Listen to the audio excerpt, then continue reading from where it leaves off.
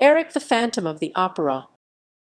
Erik, also known as the Phantom of the Opera, commonly referred to as the Phantom, is the title character from Gaston Leroux's 1910 novel Le Fantôme de l'Opéra, best known to English speakers as the Phantom of the Opera. The character has been adapted to alternative media several times, including in the 1925 character history. In the original novel, few details are given regarding Erik's past. The novel confirms that Erik has traveled to multiple countries including France, Russia, Persia, and northern Vietnam, learning various arts and sciences from each region. Erik himself laments the fact that his mother was horrified by his birth deformity, and that his father, a true master mason, never saw him. Most of the character's history is revealed by a mysterious figure, known through most of the novel as the Persian or the Daroga, who saved Erik's life in Persia and followed Erik to Paris. Other details are discussed in the novel's epilogue, e.g., his birthplace is given as a small town outside of Rouen, France. In the novel, Erik often refers to himself in the third person, a detail that didn't make it into any subsequent adaptations. Phantom. Many different versions of Erik's life are told through other adaptations such as films, television shows, books, and musicals. One such popular literary adaptation is the Susan Cain novel Phantom 1990, a fictional in-depth story of Erik from the time of his birth to the end of his life at the Paris Opera House. For the most part, Kay's novel stays in context with Erik's life history as laid down by Leroux. However, Kay, as explained in her author's note, changes and shapes the character to match her own vision, influenced by other adaptations besides the original. In addition, the ending/resolution is quite different from Leroux's. The story follows Erik through his entire life, starting with the night of his birth, and is told from different viewpoints throughout the novel. Erik's mother, Erik, Nadir/the Persian, Christine, and Raoul. Kay places the highest priority on portraying romantic aspects of Erik's life. Yeston and Coppet.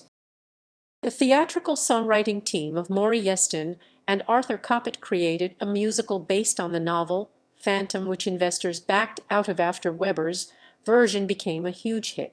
In this version, Erik has spent his entire life living beneath the opera.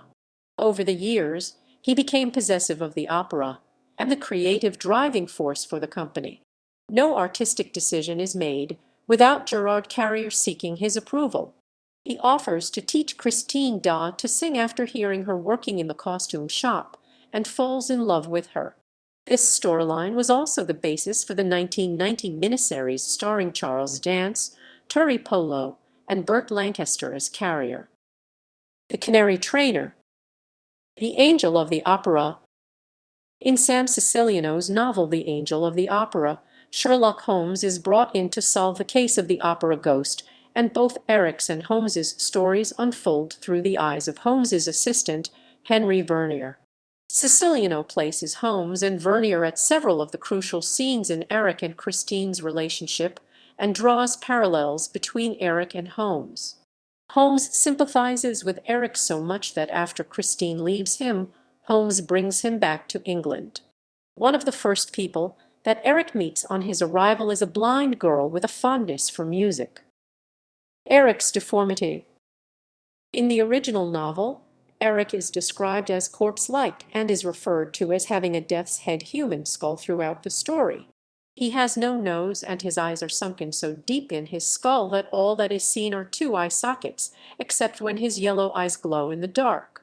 His skin is yellowed and tightly stretched across his bones, and only a few wisps of dark brown hair are behind his ears and on his forehead.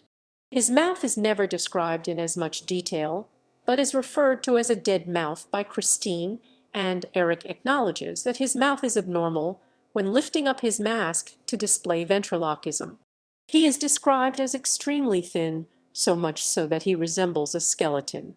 Christine graphically describes his cold, bony hands, which also either feel or smell like death. There is debate among both English and French speakers as to whether the original French word used here, sentir, was intended by Leroux to mean smells like or feels like, as the French word is used for both feel and smell depending on the context. Erik woefully describes himself to Christine as a corpse who is built up with death from head to foot. According to the Persian, Erik was born with this deformity and was exhibited as le mort vivant in freak shows earlier in his life. Erik sometimes plays up his macabre appearance, such as sleeping in a coffin and dressing up as the Red Death for the masked ball. Lon Chaney's characterization of Erik in the silent film The Phantom of the Opera 1925 remains closest to the book in content, in that Erik's face resembles a skull with an elongated nose slit and protruding, crooked teeth. In this version, Erik is said to have been deformed at birth. Chaney was a masterful makeup artist and was considered avant-garde for creating and applying Erik's facial makeup design himself.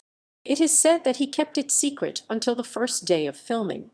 The result was allegedly so frightening to the women of the time that theaters showing the movie were cautioned. Several movies based on the novel vary the deformities. In Universal's 1943 adaptation, he is disfigured when the publisher's assistant throws etching acid in his face. In the musical horror film Phantom of the Paradise 1974, Winslow the Phantom character gets his head caught in a record press, while the horror version starring Robert Englund has him selling his soul to Satan and having his face mutilated as a result. This version also has a gruesome variation on the mask, in which Erik is sewing flesh to his face. In Andrew Lloyd Webber's musical adaptation, only half of Erik's face is deformed, thus the famous half mask, often associated with Erik's appearance. His show was originally planned to have a full mask and full facial disfigurement, but when the director, Harold Prince, realized that it would make expression on stage very difficult, they halved the mask. The logo featuring a full mask was publicized before the change. The deformity in the musical includes a gash on the right side of his partially balding head with exposed skull tissue, an elongated right nostril, a missing right eyebrow, swollen lips, different colored eyes, and a wrinkled, warped right cheek. It is covered by a white half mask and wig. In the 2004 film adaptation of the musical, Erik's makeup was made to look much less gruesome than previous adaptations of the story. Instead of a skull-like face, his disfigurement resembles that of a mildly malformed face, which he covers with the mask. Film critic Roger Ebert noted that Butler was more conventionally handsome than his predecessors in a GQ kind of way. The 1998 film adaptation starring Julian Sands as Erik is notable in that the character is not deformed and has instead a classically handsome face. Performers. Film. On screen, Erik has often been cast as a tragic hero, but also a tragic villain, depending on the film's point of view. Lon Chaney in the 1925 American silent version by Rupert Julian, The Phantom of the Opera, starring Mary Philbin as Christine Dot and Norman Carey as Viscount Raoul de Chagny. Claude Rains in the 1943 Technicolor version of Phantom of the Opera. In this version, his full name was Erik Claudin. Herbert Lom in the 1962 version of The Phantom of the Opera. In this version, his name was Professor Petrie. William Finley in the 1974 rock musical version of The Phantom of the Opera. Brian De Palma's Phantom of the Paradise. Robert Englund in the 1989 horror film version of The Phantom of the Opera. In this version, his full name was Erik Dissler. Julian Sands in Dario Argento's adaptation The Phantom of the Opera in 1998. Gerard Butler in the movie adaptation of Andrew Lloyd Webber's stage version The Phantom of the Opera 2004. Television. Maximilian Schell in the 1983 television film The Phantom of the Opera. Charles Dance in the 1990 NBC two-part television miniseries. Theatre. Edward Petherbridge of the 1976 English play version. Peter Straker in Ken Hill's musical version in 1984. Richard White in Yeston/Coppet's stage version. Andrew Lloyd Webber musical. See main list, The Phantom of the Opera. Van Forster played the Phantom until December 2017. Van Crawford, the current Phantom in the Broadway cast. Crawford's first show took place on April 16, 2018. Jonathan Rocksmith, The Phantom of the Opera World Tour 2012, as the youngest English-speaking Phantom/2019-2020 tour. Josh Pitterman playing the Phantom in London West End from September 9, 2019. Popular culture. The Phantom appears in Bob Dylan's 1965 song Desolation Row disguised as a priest. The heavy metal band Iced Earth has a song called The Phantom Opera Ghost on their album Horror Show. The heavy metal band Iron Maiden has a song called The Phantom of the Opera. The violinist Lindsey Sterling made a cover of the song Phantom of the Opera on YouTube. The Finnish symphonic metal group Nightwish performed a cover of The Phantom of the Opera, the title song of Andrew Lloyd Webber's hit musical, on their 2002 album Century Child, with bassist Marco Hietala as the Phantom. Symphonic metal group Dreams of Sanity also covered The Phantom of the Opera from Webber's musical, featuring Tylo Wolff from Lacrimosa as the Phantom. The band was signed to Wolff's record label Hall of Sermon. The Phantom has also featured in the Night Gallery episode The Phantom of What Opera, starring Leslie Nielsen as Erik, though he is never directly referred to by name. The Count Duckula episode of Fright at the Opera parodies the story. Universal Studios attraction Beetlejuice's Rock and Roll Graveyard Revue features the Phantom of the Opera as a rock star. The 1988 animated film Scooby-Doo and the Ghoul School shows the Phantom, voiced by Hamilton Camp, is now a ghost. His daughter Phantasma, voiced by Russi Taylor, plays the organ. In The League of Extraordinary Gentlemen, the Phantom of the Opera is mentioned. In Gremlins 2, The New Batch, one of the gremlins can be seen wearing a phantom-esque mask, and later in the movie there is a parody of the unmasking scene, in which one of the other gremlins, dressed in a frilly pink gown, walks up behind him when he's playing an organ and removes his mask. R.L. Stein's Goosebumps book series includes The Phantom of the Auditorium, where junior high school students put on a production of The Phantom only to meet a mysterious student who plays the Phantom's role in the story. In Attack of the Killer Tomatoes, the animated series, the episode The Phantomato of the Opera shows the Phantomato, a disfigured tomato, rescuing Tara Boundy from the killers, and she pulls his mask off as he plays for her. In the Wishbone episode Panton at the Opera, the Phantom wears a full mask. In Tiny Toon Adventures, Toon TV, the video for It's in His Kiss the Shoop Shoop song shows Buster Bunny as the Phantom and Babs Bunny as Christine as she takes off his mask.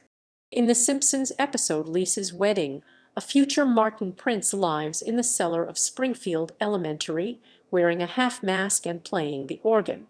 The American Dad episode Phantom of the Telephone contains numerous references to the story, including Roger's costume resembling the Phantom and him dressing Steve Smith as Christine. The Phantom appeared in the Big Bad Beetleborgs episode Phantom of Hillhurst, portrayed by Ken Merckx. This version is shown to have supernatural powers, was friends with Christine Daw until she moved away, and was also an old friend of Flabber. After the Paris Opera House had burned down, the Phantom stays at Hillhurst until it is rebuilt. While working on his latest musical, the Phantom recognizes Jo's singing voice to be similar to a younger Christine's singing voice and claims her to be one. The Phantom manages to kidnap and mind control Jo to help create his musical. When Flabber fails to stop the Phantom, he calls in Drew and Roland for help. What stopped the Phantom was Flabber managing to reunite the Phantom with Christine. Both Phantom and Christine left for France as the Phantom removes the spell from Jo. In the SpongeBob SquarePants episode Something Smells, SpongeBob plays dramatic music on an organ while wearing a cape, only to turn around and reveal his mask to be Groucho glasses. In the Tom and Jerry Kids minisode Droopy of the Opera, McWolf dresses as the Phantom and tries to sabotage Drew Parati's performance and later steals the diva for himself, but is ultimately stopped by Droopy and his son. In the Polish comedy movie Planet Singleton's Mother, is having sex with some man. That man wears a cape and Eric's mask but is in his underwear. In the Chowder episode Panini for President, the character Gorgonzola wears a costume similar to the Phantom, including a white half-mask. In the Monster High franchise, the Phantom of the Opera teaches a music class. His daughter Operetta is also in attendance at the school. In the video game Sly 3 Honor Among Thieves, villain Don Octavio is an opera singer turned mob boss who wears a white-fitted mask. Later during his boss fight, Sly Cooper attempts to drop a chandelier on him, further referencing the play. In the Disney Channel animated series Phineas and Ferb, Phineas Flynn plays the Phantom in the episode Roller Coaster, the musical. In one scene, he wears a half-faced mask with a cape and wardrobe similar to the 2004 film Adaptation. In a third-season episode of Glee, Kurt Hummel initially intends to sing the music of the night for his Nyada audition. He begins his audition with the song singing Eric's part, with Rachel Berry portraying Christine, who the song is sung to. She does not sing. Erik, credited as the Phantom of the Opera, appears in Hotel Transylvania 2, voiced by Jon Lovitz. He appears as Hotel Transylvania's residential musician. The Phantom is first seen playing melancholy music at Mavis and Johnny's wedding, and even played music during the dinner with Mavis and Johnny's family while listening in on their conversation. The Phantom of the Opera later plays music during Dennis' 5th birthday party during the performance of the person performing Khaki. During Dracula's heated argument between Mavis and Jonathan, they get fed up with the Phantom playing during this time and shout at him to shut up. The Phantom appears in the mobile game Fate/Grand Order as an assassin-class servant. Erik is a central figure in Kim Newman's pulp pastiche anthology Angels of Music, in which he is reimagined as the head of a private detective organization called the Opera Ghost Agency, employing as its agents the female protagonists of popular contemporary media, including Trilby O'Farrell, Christine, Irene Adler, and others, in homage to the television. In addition to his skills as a musician, composer, and architect, he is portrayed as a practitioner of Sevate and uses a secret elixir to remain vital into old age. In Terry Pratchett's novel, Masquerade, Eric's character is split into two parts. His artistically beautiful side is the janitor Walter Plinge, the original ghost in the book. All he does is give hints on how the performances could be improved. He comes out of his shell to become the director of music and later goes on to invent musicals. Eric's selfish and murderous side is covered by Mr. Saltzella, who murders and steals from the opera as the ghost to hide the fact that he is embezzling much of its funds. He dies due to believing stage combat is real. In Season 3, Episode 12 Spooktacular/Nicholas Joseph Cubnott of the Mr. Peabody and Sherman Show, an obvious parody of Erik voiced by Jeff Bennett, who was only listed as additional voices, appears and goes by the name of the Phantom of the show. He claims that 80 years ago, he too was a showrunner, until a beautiful chorus girl distracted him during a dance number, and a chandelier crashed down on top of him. Later in the episode, he gets up on stage and sings a brief song about loneliness before being distracted by Mrs. Arugula Hughes, and yet another chandelier falls on top of him. Even later in the episode, it is revealed that the Phantom of the show was actually just Peabody and Sherman's landlord, Mr. Hobson, the whole time before a chandelier appears out of thin air and crushes him yet another time. In the opening of the Umbrella Academy, Vania plays Phantom of the Opera on the violin. References